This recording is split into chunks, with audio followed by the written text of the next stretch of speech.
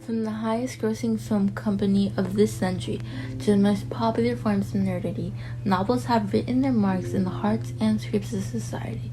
The world was forever changed during the early 11th century when a woman by the name Murasaki Shikibu made the very first novel.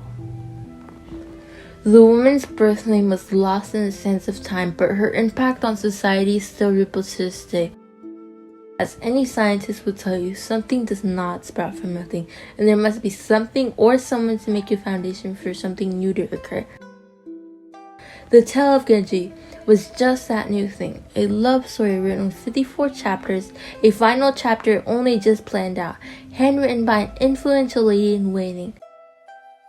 Unlike the typical book that pops up when one searches for the first novel, all copies of her work were written by hand. Her writing was much before the printing press was ever conceived, and was a gripping tale of love and the woes of life, that of which took hold of all those who dared gaze upon its scripts.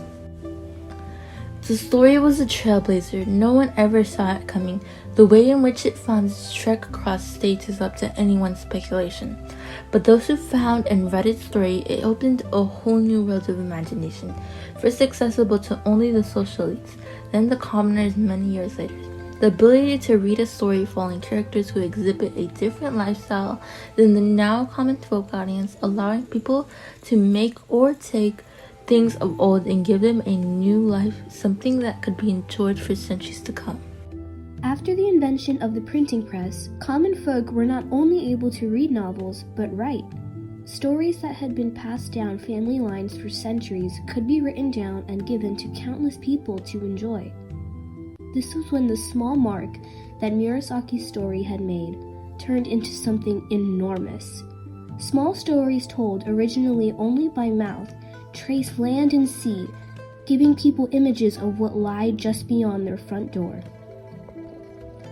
The novel was the first professional way an individual could make a profit off of tall tales in a written text.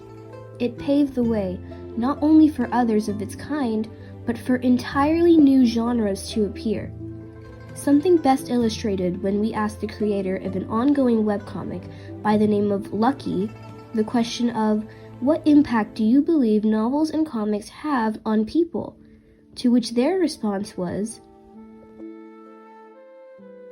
Storytelling/reading is one of my favorite ways to relax and escape from things for a little while. I think novels and webcomics offer authors and readers alike a way to disconnect from the stress of everyday life and reconnect with concepts and stories and ideas in a fictional setting. Novels help us broaden our perspectives through the lens of other characters and worlds. In many cases, they can be informative, thrilling, and even therapeutic. through this medium and those which followed in its footsteps, people were given something that allowed them to let go. They were allowed a freedom never seen before prior to Murasaki's work. Out of curiosity, it was also asked of Kayasel, the author of Lucky, how they believed novels had inspired them and their work.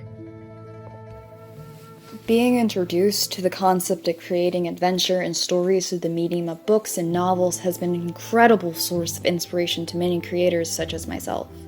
It is so easy to get swept up in these alien worlds and fictional stories and characters. I always wanted to be able to tell stories of my own. This is the mark Murasaki made. She allowed people just like yourself to leave the nullity of life and find something spectacular in a novel. We take for granted the things we have, never truly knowing what series of events led to the creation of such. Of course, trying to trace something all the way back to the 11th century is virtually impossible. To say Murasaki's work has made novels is a stretch. There is a chance that she was not the first, or that her story didn't make it overseas in time before another writing came that truly started novels.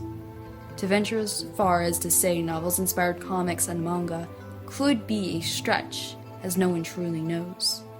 It is our job as the illustrators of this very documentary to speculate the connections between such things and to pull the reader in with the tease of Disney and how its most known Disney classics were all based off novels. Documentaries by no law must be true. We are not allowed to stretch the truth to fit our narratives. A documentary is a form of art cultivated by beautifully educated people to appeal to the masses and to sell them a story. A documentary can at times be no less true than a long-winded romance novel. For all it is known, this very medium used to discuss Murasaki Shikabue and her story could have been butterflied from her herself. Classic tale of romantic suspense and gothic horror or drama, whatever you want to call it. Well, first of all, look at the annotations. This is one of my most heavily annotated books ever. Le père s'empara de ce garçon tranquille et le fit pasteur en un tournement. Plus tard, Louis poussa l'obéissance jusqu'à engendrer à son tour un pasteur. But I have a lot of stories still, and I find that creating comics is still very much satisfying, and the idea excites me. Now, we need some food to eat, says Bluey. We can plant this seed like farmers. This will grow into a big tree with fruit on it. Quite happy to join in Dudley's favourite very sport, surprised. Harry. He hugged his cousin. This was why Harry spent as much time as possible out of the He house, hugged wandering another around cousin. and thinking. Desde donde estaba Winston, podían leerse, labrados con elegante caligrafía en la fachada blanca, los tres eslóganes del partido. La guerra es la paz. La libertad es la esclavitud. La ignorancia es la fuerza. Se decía que el Ministerio de la Verdad tenía 3.000 habitaciones por encima del nivel del suelo y sus ramificaciones bajo el desperdigados en What a novel idea.